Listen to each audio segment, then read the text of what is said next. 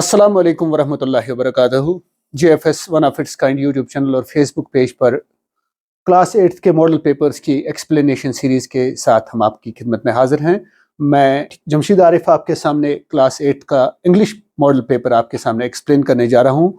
मुझे उम्मीद है कि आप इसको पसंद करेंगे।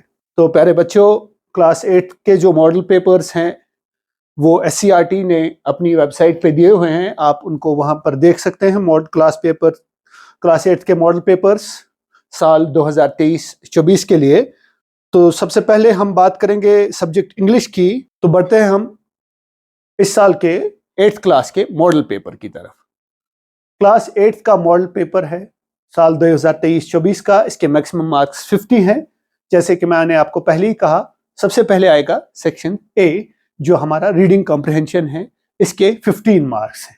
यहाँ पर एक पोइम दी हुई है, पोइम के का कोई एक पार्ट दिया है। आपको क्या करना है, आपको इसे अच्छी तरह पढ़ना है और इसके बाद जो क्वेश्चंस हैं उनको समझकर उनका आंसर लिखना है इसी पोइम के कॉन्टेक्स्ट में। ये जो पोइम है, I steal by lawns and grassy plants, I slide by hazel covers, I move the sweet forget me nots that grow for happy lovers, I slip, I slide, I gloom, I glance among my skimming swallows, I make the netted sunbeam dance against my sandy shallows. I murmur under moon and stars in brambly wilderness.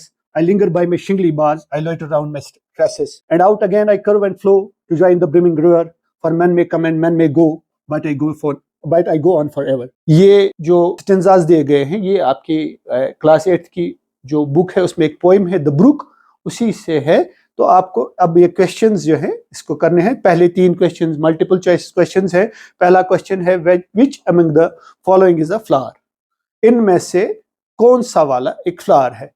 Hazel cover है, forget me not है, नेटेड Sunbeam है, शिंगली bars है। तो इसका जो correct answer है वो है फॉरगेट मी नॉट। तो दूसरा इसका है, what is personified in the above lines of the poem? इस पोएम में किसको पर्सोनिफाई किया गया है? तो पर्सोनिफाई किया गया है, क्योंकि लेसन का नाम है ब्रुक, तो इसका आंसर होगा द ब्रुक, यानी पार्ट सी ब्रुक। फिर है part C, but I go on forever, the quoted line from the poem tells us about some journey, is the journey of. इसमें 4 ऑप्शंस हैं, life, sea, sailors, travellers.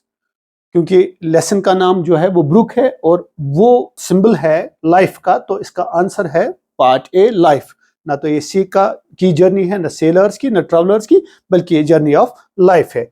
फिर है question number D, what do slide, murmur, linger, loiter tell us about the brook? तो अगर आप देखेंगे, अगर आपको वो पोएम याद होगी, तो उसमें जो जर्नी ऑफ ब्रुक है from its beginning to its end दिखाई गई है। तो उसमें बहुत सारे मूवमेंट्स जो हैं वो यूज किए गए हैं। और जो वर्ड है स्लाइड, मर्मर, लिंगर, लॉइटर, ये हमें बताते हैं कि जब ब्रुक हिल्स से डाउन होके प्लेन्स में आता है तो उसकी जो मूवमेंट है वो स्लो हो जाती है। तो हम लिखेंगे they tell us about the slow down movement of the brook. फिर है part E, what lesson does the journey of the brook teach us? Answer in 1 or 2 sentences. तो आपको जो इसका आंसर लिखना है कि क्या लेसन मिलता है हमें जर्नी ऑफ द ब्रुक से, कि like the journey of the brook हमारी लाइफ में भी अप्स एंड डाउन्स आते हैं। जिस तरह ब्रुक अपनी जो जर्नी है वो कंटिन्यू करता है और रुकता नहीं है, इसी तरह हमें भी अपनी लाइफ की जर्नी को in spite of its ups and downs continue करना चाहिए। हमें कहीं रुकना नहीं चाहिए, स्लो डाउन नहीं, रुकना नहीं चाहिए। हम स्लो डाउन हो सकते हैं बट रुकना नहीं चाहिए। अब है इसका क्वेश्चन नंबर 2, जो अनसीन पैसेज होगी आपकी, वो है, read the following passage carefully and answer the questions given at the end. आपको ये पैसेज जो है पढ़नी है, अच्छी तरह पढ़नी है, समझनी है, और इसके बाद जो क्वेश्चंस दिए गए हैं 5 मार्क्स होंगे उनके, तो वो उनके आंसर्स आपको लिखने हैं। मैं ये पैसेज आपके लिए पढ़ता हूँ। Smith was a 10-year-old school girl, her sister was 7 years old। Smith 10 साल की एक लड़की है जो स्कूल जाती है और उसकी जो सिस्टर है वो 7 साल की है। Their parents were Penny and Colin Smith. इनके पेरेंट्स का नाम Penny Smith and Colin Smith. It was 26 December 2004। ये साल 2004 के 26 दिसंबर की बात है। Deadly tsunami waves were already on their way. Tsunami आई हुई थी और उसके वेव्स इनकी तरफ आ रहे थे। They had been triggered by a massive earthquake of the northern Sumatra earlier that morning. Sumatra एक जगह का नाम है, वहां पे एक अर्थक्वेक हुआ था जिसकी वजह से सुनामी आ रही थी। The water was swelling and kept coming in. पानी बढ़ रहा था और इनके घर की तरफ आ रहा था। Penny Smith remembered the beach was getting smaller and smaller. जो समंदर के किनारे की जगह है वो अब कम होती जा रही थी क्योंकि पानी वहां पर आ रहा था। I didn't know what was happening, ये कह रही है कि मुझे पता नहीं कि क्या हो रहा था, but Tilly Smith sensed that something was wrong. Tilly Smith को समझ आया कि कुछ गड़बड़ है। Her mind kept going back to a geography lesson she had taken in England just 2 weeks before she flew out to Thailand with her family to celebrate Christmas. तो इसके जहन में जियोग्राफी की वो क्लास आ रही थी जो उसने सिर्फ 2 हफ्ते पहले ली थी, जब वो इंग्लैंड से थाईलैंड आई थी। Till he saw the sea slowly rise, उसने देखा कि समंदर का जो पानी है वो ऊपर आ रहा है, एंड स्टार्ट टू फॉर्म, और उसमें फॉर्म बनना शुरू हो गया है, बबल एंड फॉर्म व्हर्लपूल्स, और उसमें व्हर्लपूल्स बनने शुरू हो गए। She remembered that she had seen this in class in a video of tsunami that had hit the Hawaiian Islands in 1946। तो इसको याद आया कि इसने क्लास में एक वीडियो देखी थी जिसमें 1946 में हवाई में आए हुए सुनामी की एक वीडियो दिखाई गई थी। Her geography teacher had shown her class the video. उसको ये भी याद आया कि ये वीडियो उनको उनकी जियोग्राफी की टीचर ने दिखाया था, and told them that tsunamis can be caused by earthquakes, volcanoes and landslides. तो उसने ये भी बताया था कि सुनामीज या तो अर्थक्वेक्स की वजह से या वोल्केनोज की वजह से, लैंडस्लाइड्स की वजह से आते हैं। Tilly started to scream at her family to get off the beach. Tilly ने अपनी चिल्लाना शुरू किया और अपने घर वालों को बताया कि वो बीच से चले जाएं, बीच से दूर चले जाएं। She talked about an earthquake under the sea. उसने उनको बताया कि समंदर के नीचे एक अर्थक्वेक हुआ है। She got more and more hysterical, और वो घबरा गई थी, वो जोर जोर से चिल्ला रही थी। Said her mother Penney, I didn't know what the tsunami was, but seeing my daughter so frightened I thought something serious must be going on. ये कहती है, पेनी कहती है कि मुझे ये नहीं पता था कि सुनामी क्या होता है, लेकिन जब मैंने अपनी बेटी को घबराया हुआ देखा तो मुझे समझ आया कि कुछ खतरनाक होने वाला है। टिली's parents took her and her sister away from the beach। तो उन्होंने टिली को, उसके पेरेंट्स ने टिली को और उसकी बहन को बीच से दूर लिया to the swimming pool at the hotel, और एक होटल में होटल के स्विमिंग पूल की तरफ ले गए। A number of other tourists also left the beach with them। इनके साथ साथ बहुत सारे और टूरिस्ट भी वहां से चले गए। Then it was as if the entire sea had come out after them। फिर ऐसा लगा कि सारा समंदर का पानी इनके पीछे पीछे आ रहा है। I was screaming, ran, the family took refuge in the third floor of the hotel। तो ये चिल्ला रहे थे भागो, और इसके बाद ये सारे लोग होटल के तीसरे फ्लोर में चले गए। अब है क्वेश्चंस। तो क्वेश्चन पहला है, what among the following can cause a tsunami? इनमें से कौन सी चीज ऐसी है जिसकी वजह से सुनामीज आती हैं? पहला है व्हर्लपूल्स, दूसरा है अर्थक्वेक्स, तीसरा है बबल्स, चौथा है सी राइज। तो हमें बताना है वजह क्या है, कॉज क्या है। तो कॉज है अर्थक्वेक्स, जो हमने पैसेज में पढ़ा।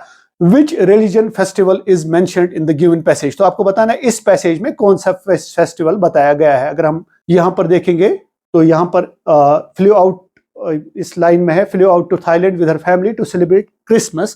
क्रिसमस एक रिलीजियस फेस्टिवल है जो क्रिश्चियन ब्रदर्स एंड सिस्टर्स मनाते हैं 25 दिसंबर को। Till he saw the sea slowly rise and start to form bubble and form whirlpools was the synonym of the underlined word। आपको बताना है कि ये जो लाइन दी गई है इसमें एक वर्ड अंडरलाइन किया गया है, rise। आपको बताना है कि इसका सिनोनिम क्या है। 4 ऑप्शंस दिए हुए हैं, stop, mount, slow and gain. तो यहाँ पे आप लिख सकते हैं माउंट यानी बढ़ना। What feelings might have been aroused in the family at the end? आप बताइए कि जब पैसेज खत्म हुई, जो ये फैमिली थी, तो उनके दिल में कैसी फीलिंग्स रही होंगी? फीलिंग ऑफ हॉरर, डर वाली फीलिंग्स, फीलिंग ऑफ सॉरो, गम वाली फीलिंग्स, फीलिंग ऑफ एंगर, गुस्से वाली फीलिंग्स, या फीलिंग ऑफ रिलीफ, राहत वाली फीलिंग्स। तो आपका इसका आंसर होगा राहत वाली फीलिंग्स, क्योंकि वो सेफ थे होटल के 3rd फ्लोर में, तो हम कहेंगे कि उनको रिलीफ मिला होगा। फिर है question number 5, What happened to the family at the end?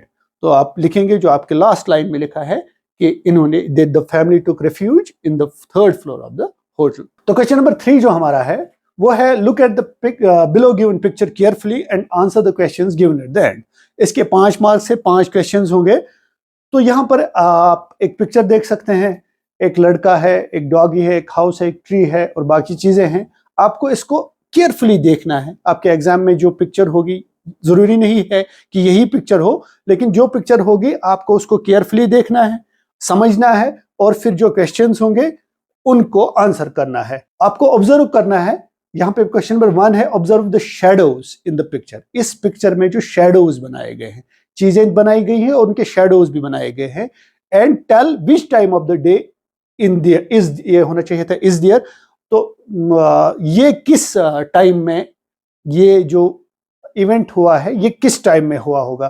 तो अगर हम कीनली ऑब्जर्व करें इन पिक्चर्स को तो शेडोज छोटी हैं, इन चीज़ों के नीचे ही हैं शेडोज, तो ये टाइम होगा नून टाइम। तो यहाँ पे 4 ऑप्शंस दिए होंगे, मॉर्निंग, नून, आफ्टरनून और इवनिंग। तो हम शेडोज की मदद से अंदाजा लगा सकते हैं कि ये नून टाइम होगा, यानी दोपहर का time. What sort of relationship is shown in the above visual clues. तो आप यहाँ पर देख सकते हैं कि ये जो लड़का और ये जो डॉगी है ये आपस में अच्छी तरह मिले हुए हैं। इनकी रिलेशन जो है वो कॉर्डियल रिलेशन लग रही है, फ्रेंडली रिलेशन लग रहा है इनका।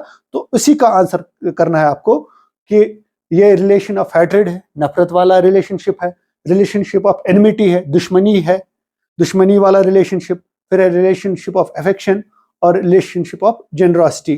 तो रिलेशनशिप ऑफ अफेक्शन अगर हम कहेंगे कि इसको अफेक्शन है डॉग के साथ, और ये इसको रिलेशनशिप ऑफ अफेक्शन लिखेंगे इसको। फिर है what do you think the dog is doing in the tub, sting, playing, bathing, dancing. तो अगर हम इस पिक्चर को अच्छी तरह देखें तो क्योंकि यहाँ पे फोम बना हुआ है, फोम है टब में, तो इसका मतलब ये डॉग जो है ये नहा रहा है, ये बात कर रहा है। तो हम लिखेंगे इसका स्टिंग, प्लेइंग, बैथिंग और डांसिंग। इसमें से 4 ऑप्शंस में ऑप्शन सी बैथिंग। तो आपको ये क्वेश्चन जो है ऑब्जर्व करके ये सारे क्वेश्चंस करने होंगे। फिर क्वेश्चन नंबर 4 भी इसी तरह है, observe the following groups and identify the groups where all the members of the group show growth in their real life. तो आपको एक 4 ऑप्शंस दिए हैं, इसमें एक ग्रुप ऑफ वर्ड्स है, आपको बताना है कि वो चीजें जो अपनी लाइफ में ग्रो करती हैं यानी बढ़ती हैं। तो ऑब्वियसली वो लिविंग थिंग्स ही होंगे जो बढ़ते हैं। तो आप उस वाले ग्रुप को आपको टिक मार्क करना है, उस वाले ग्रुप को आपको चूज करना है। पहला है man, tree, tub and dog. इसमें टब जो है वो नॉन लिविंग है, इसलिए ये आंसर नहीं होगा। दूसरा है tree, grass, man and dog, ये चारों लिविंग थिंग्स हैं, तो हम कंसिडर करेंगे इसको। सी, वाटर, टब, डॉग, हाउस। इसमें डॉग जो है वो लिविंग है, बाकी तीनों नॉन लिविंग है, इसलिए ये ऑप्शन भी नहीं होगा। हाउस, फोम्स, टब, वाटर, ये चारों चीजें नॉन लिविंग है, ये भी बढ़ती नहीं है।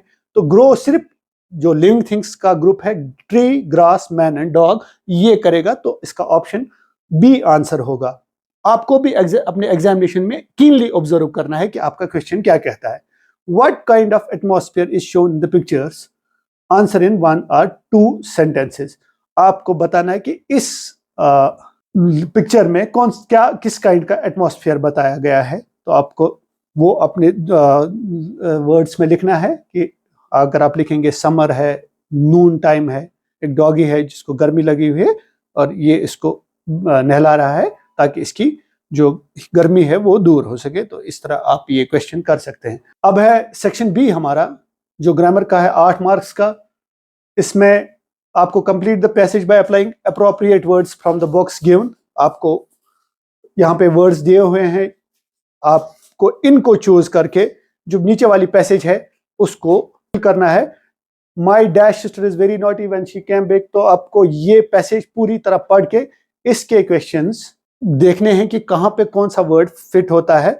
जैसे हम कहेंगे my little sister is very naughty, ठीक है, तो आप यहाँ पे देखेंगे सिस्टर के साथ little sister is very naughty when she came back from school yesterday. जब वो कल स्कूल से, she had torn her dress, उसकी ड्रेस फटी हुई थी।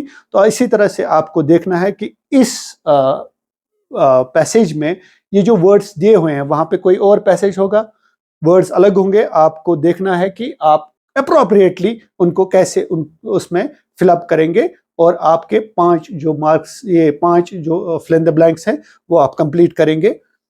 उसके बाद इसके 2.5 मार्क्स हैं। फिर क्वेश्चन नंबर 5, इसके भी 2.5 मार्क्स हैं। यहाँ पर एक पैसेज दी हुई है, my father once told me that I was not studying well, I replied him that I was focusing on my sports event which would be held anytime, so my father was satisfied with me and asked if I could carry on both studies and sports.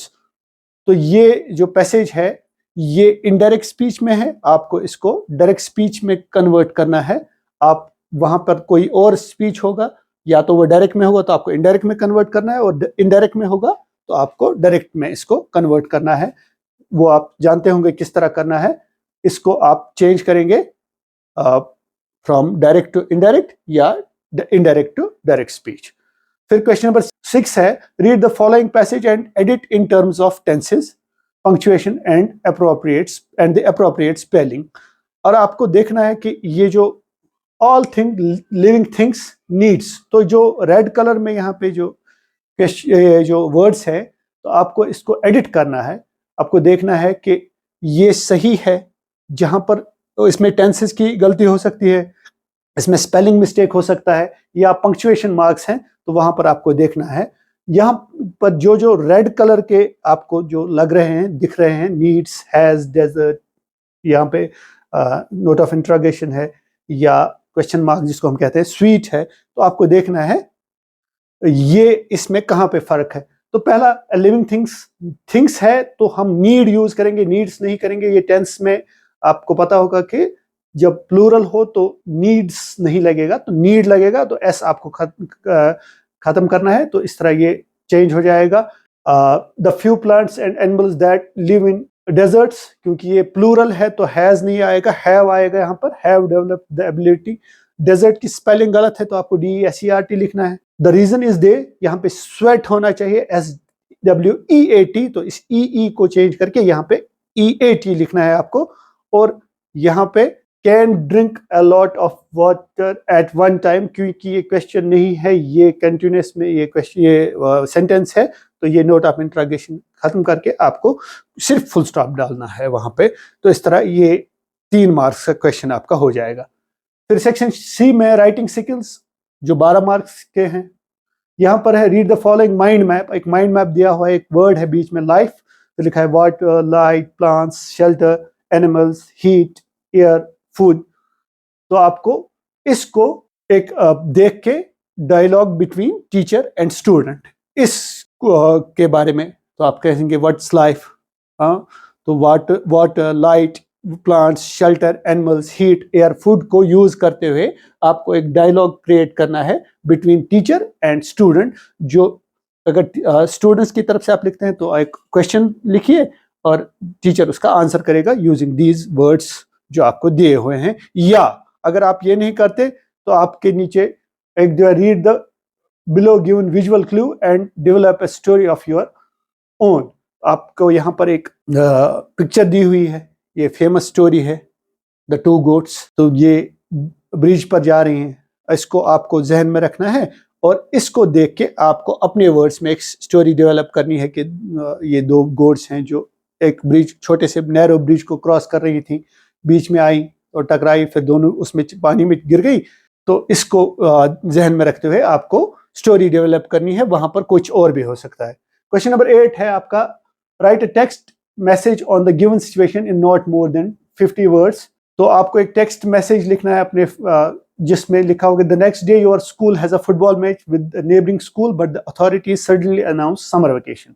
आपके school का match होने वाला है, football का match अगले दिन, लेकिन अचानक समर वेकेशंस हो जाती है, so the match gets automatically postpone till the reopening of the schools after the summer vacation. और आपका जो मैच है वो पोस्टपोन हो जाता है समर वेकेशंस खत्म होने तक। You are the captain of the school football team. आप जो हैं वो स्कूल टीम, फुटबॉल टीम के कैप्टन हैं। So you are asked to inform all the players about the postponement of the match. आपको ये जो मैसेज है देना है कि ये जो मैच है पोस्टपोन हो गया है। Now write a text message to all the players. आपको अपने सारे प्लेयर्स को एक टेक्स्ट मैसेज भेजना है जिसमें उनको बताना है कि आपका जो फुटबॉल मैच है वो पोस्टपोन हो गया। या आपको लिखना होगा write an email on the given situation not more than 50 words. एक और सिचुएशन दी हुई है तो इसको आपको ईमेल लिखना है। ईमेल का जो फॉर्मेट है उसी में you have been selected for a national art exhibition which is going to be held in New Delhi in the coming month। आपको सिलेक्ट किया गया है नेशनल आर्ट एग्जीबिशन के लिए जो न्यू दिल्ली में होने वाली है अगले महीने। The organising body of the exhibition wants your consent to be a participant in the said exhibition. और आप जो वहाँ की ऑर्गेनाइजिंग बॉडी है वो आपसे कंसेंट चाहती है इस बारे में कि आप उसमें पार्टिसिपेट करेंगे। Now write an email to the organizers either in acceptance or refusal and send it to the given email ID indiaarts.org@gmail.com। आपको इस एड्रेस पे एक ईमेल भेजना है जिसमें या तो आप एक्सेप्ट करेंगे इनविटेशन या रिफ्यूज करेंगे कि मैं आऊंगा या नहीं आऊंगा, उस बारे में आपको एक ईमेल ड्राफ्ट करना है। फिर क्वेश्चन नंबर 9 है right a later on any one of the two given situations. आपको लेटर लिखनी है, आपके पास दो सिचुएशंस हैं। You are the student of Government Middle School, Jammu. Your school does not have a science teacher. You and all your classmates are facing so much difficulty learning science through proper and practical learning. Write a letter to the HOI of your school requesting him/her to arrange a science teacher for your class so that you will study in the said subject better. You can also highlight the benefits of studying science with a science teacher to support your demand. अब आपको अपने school का नाम नहीं लिखना है। आप student हैं गवर्नमेंट मिडिल स्कूल जम्मू के, या आपको दिया हुआ है वहां से ही, तो आपके स्कूल में साइंस टीचर नहीं है और आपको साइंस पढ़ने में प्रॉब्लम्स हो रही हैं। अब आपको अपने HOI को, अपने स्कूल के HOI यानी मिडिल स्कूल जम्मू के, गवर्नमेंट मिडिल स्कूल जम्मू के HOI को एक लेटर लिखना है जिसमें उसको ये बताना है कि आप हमारे लिए साइंस टीचर का अरेंजमेंट कीजिए क्योंकि हमें साइंस पढ़ना है। और आप उसमें ये भी बता सकते हैं कि साइंस पढ़ने के क्या क्या फायदे हैं और इस वजह से हमें साइंस टीचर की जरूरत है। या दूसरा सिचुएशन ये होगा कि your class is going for an education trip, your class teacher tells you to seek the permission of your parent guardian who is out of home on his business trip and is expected to return after the trip date. Now you decide to communicate him/her through a letter. Write a letter to him/her asking for the grant of permission for the said education trip and also request him to send a written document of grant of permission which you will submit to your school. तो आपके school को एक education trip पे जाना है, आपके teacher ने कहा है कि आप अपने पेरेंट या गार्डियन से परमिशन ले आए, लेकिन आपका जो पेरेंट और या गार्डियन है वो इस वक्त आपके घर पे नहीं है, वो कहीं गया हुआ है। अब आपको उसको लेटर लिखना है जिसमें आपको उसको ये बताना है कि हमें हमारे स्कूल को एजुकेशन ट्रिप पे जाना है तो मुझे उसके लिए परमिशन चाहिए, ये आपको अपनी लेटर में लिखना है। फिर है क्वेश्चन नंबर 10 जिसमें आपको write a report on any one of the following given situations. Situation दी हुई है, आपको 80 to 120 वर्ड्स में एक रिपोर्ट तैयार करना है। Your school organised a seminar on say no to drugs and yes to life. आपके स्कूल में एक सेमिनार हुआ say no to drugs and yes to life in which all the teachers, students, parents and community members took part and some famous personality of your area was the chief guest on the event. Many students and community members delivered speeches. The 3 best speeches were given prizes and achievement certificates. Now, being student secretary, you are asked to write a report on the said seminar to be published in the print media and uploaded on social media. आपको यहाँ पर एक आपके school में एक seminar हुआ say no to drugs and yes to life, जिसमें students, teachers, parents, community members ने हिस्सा लिया और एक आपके इलाके की फेमस पर्सनालिटी जो है वो इसमें चीफ गेस्ट थी। उसमें बहुत सारे स्टूडेंट्स और कम्युनिटी मेंबर्स ने पार्टिसिपेट किया और जो बेस्ट 3 थे, फर्स्ट, सेकंड और थर्ड पोजीशन वाले, उन्हें सर्टिफिकेट्स दिए गए। को अपने आप को कंसिडर करना है स्टूडेंट सेक्रेटरी और आपको एक रिपोर्ट लिखना है जो आपके प्रिंट मीडिया में या फिर सोशल मीडिया पे आपको अपलोड करना है। एक रिपोर्ट तैयार करना है कि आज हमारे स्कूल में ये इवेंट हुआ और इसमें उसका थीम ये था, उसका टॉपिक ये था और उसमें किस किस ने पार्टिसिपेट किया, फिर किन को पोजीशंस मिली, इस बारे में आपको एक रिपोर्ट बनाना है जो आपको लिखना पड़ेगा। फिर है दूसरी सिचुएशन, अगर आप पहला नहीं कर सकते तो दूसरा इसमें और है, चॉइस है। While going to school, you came across an accident in which a scooty collided with a car. आपको एक और सिचुएशन दिया गया है जहां पर आपको बताया गया है कि आप स्कूल जा रहे हैं, आपने एक एक्सीडेंट देखा, एक स्कूटी और कार के बीच एक्सीडेंट हुआ। both the vehicles were partially damaged. दोनों गाड़ियों को थोड़ा मतलब जुज़वी नुकसान पहुंचा, ज्यादा नहीं नुकसान पहुंचा। The scooty rider was seriously injured. Scooty पे जो सवार था वो जख्मी हो गया, but the car driver had received no injury at all. लेकिन जो कार का ड्राइवर था उसको कुछ नहीं हुआ था। The injured was rushed to nearby hospital and a case of the accident was registered by the concern police. इस जो जख्मी था स्कूटी का ड्राइवर, उसको अस्पताल लिया गया और एक केस दर्ज किया गया पुलिस के पास। You want to present the news of the said accident on the morning assembly. अब आपको इस एक्सीडेंट को अपनी मॉर्निंग असेंबली में प्रेजेंट करना है, इसकी report. Now right the news report by following all the steps of a news reporting. और अब आपको एक रिपोर्ट बनाना है इस बारे में जैसे एक न्यूज रिपोर्ट बनाया जाता है। आपको इंसिडेंट दिया हुआ है, इवेंट दिया हुआ है, आपको यही यूज करना है। तो आते हैं सेक्शन डी की तरफ। सेक्शन डी है लिटरेचर के बारे में, जो 15 मार्क्स हैं इसका क्वेश्चन नंबर 11 यानी सेक्शन डी का question number 1, answer any 3 out of 5 short competency based questions from pros section. आपकी बुक का जो प्रोज सेक्शन है उसमें से 3 क्वेश्चंस करने हैं आपको। 5 क्वेश्चंस दिए हुए हैं, आपको 3 करने हैं। पहला है life is a gift, elaborate the given statement in reference to life, the prose lesson portrait in your text book. तो आपका बुक में जो लाइफ लेसन है उसको जहन में रखते हुए आपको लिखना है लाइफ इज अ गिफ्ट, इसके बारे में कुछ लाइंस। दूसरा है why the Himalayan region is called the water tower of Asia. तो आपको ये क्वेश्चन करना होगा, ये आपकी टेक्स्ट बुक में से है। क्वेश्चन नंबर 3 इसका part C, how does our tongue do good and bad to oneself and others. ये आपकी बुक में से है, for God's sake hold thy tongue. Part D, write a brief account on your favourite game. आपको अपनी पसंदीदा game के बारे में लिखना होगा। ई, Why Brutus was called the noblest Roman of them all। तो आपका ये क्वेश्चन भी बुक से ही है। ये इनमें से 5 में से 3 क्वेश्चंस आपको अटेम्प्ट करने हैं।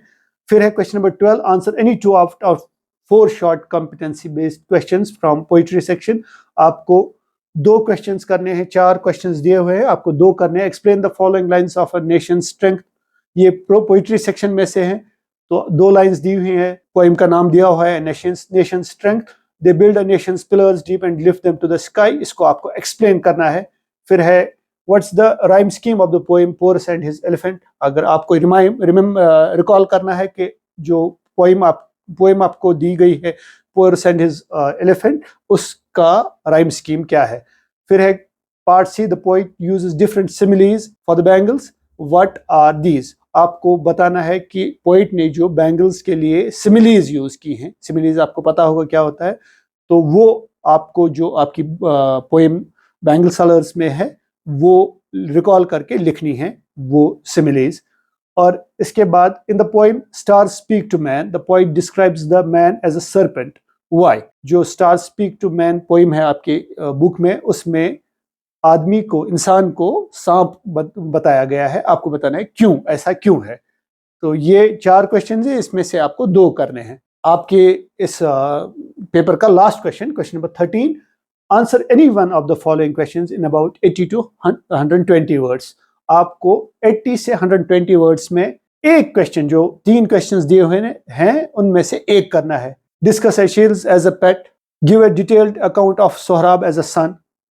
ये आपके बुक में से जो लेसन्स हैं उनमें से क्वेश्चंस है। और तीसरा है the play is actually a dream which alias had, do you remember any dream which you had, right a description of your dream. आपको जो एलिस इन वंडरलैंड है उसका ये जो वो है उसका ड्रीम है, उसी को जहन में रखते हुए आपने कभी अगर कोई ड्रीम देखा है तो उसके बारे में आपको डिस्क्राइब करना है। ये 3 क्वेश्चंस हैं, इनमें से आपको एक करना है, इसके 5 मार्क्स हैं। तो इस तरह से आपके इंग्लिश पेपर के 50 मार्क्स जो हैं वो कंप्लीट हो जाएंगे। मैं आपको फिर से याद दिला दूं कि ये सिर्फ मॉडल पेपर है, आपके एग्जामिनेशन में पेपर डिफरेंट होगा लेकिन पैटर्न यही होगा। आपको इसी को जहन में रखते हुए तैयारी करनी है। तो इसके साथ ही हमारा जो इंग्लिश का पेपर है वो कंप्लीट होता है। मुझे उम्मीद है कि आपको ये हेल्पफुल लगेगा और आपको इससे मदद मिलेगी। इंशाल्लाह आपसे फिर मुलाकात होगी, तब तक इजाज़त दीजिए। अस्सलाम वालेकुम।